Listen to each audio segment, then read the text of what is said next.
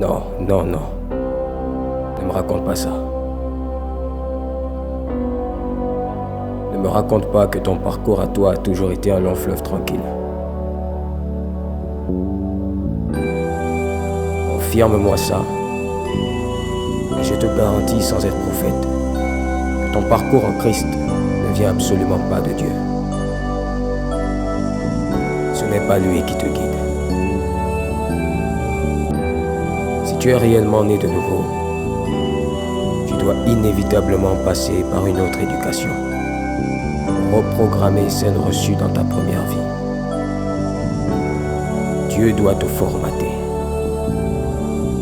car il est puissant pour te formater de nouveau,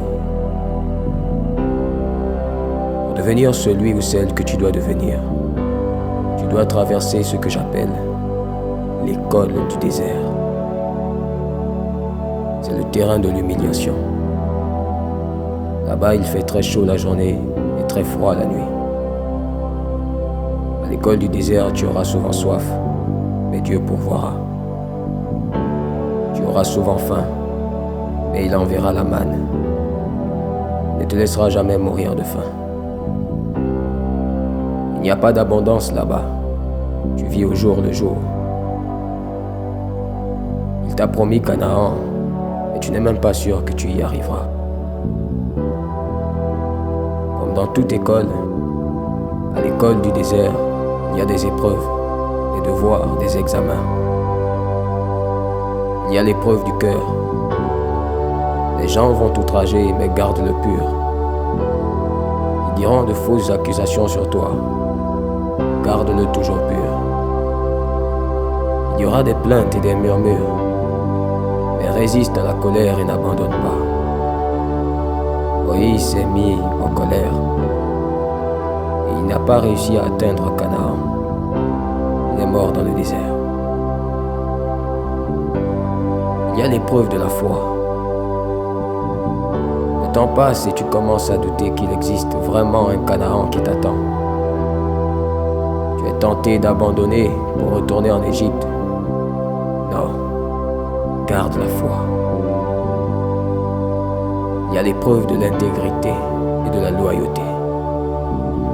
Tout le monde se rebelle contre Moïse. Et souvent tu seras tenté de le faire, mais ne cède pas. Souffre en silence et reste loyal. À l'exemple de Josué et Caleb, les seuls qui sont parvenus à Canaan. Tu feras des erreurs. Ce n'est pas grave, relève-toi et avance. Dieu est juste en train de te révéler ton cœur, pour que tu prennes conscience que tu as besoin de lui. À l'école du désert, c'est Dieu qui te guide nuit et jour.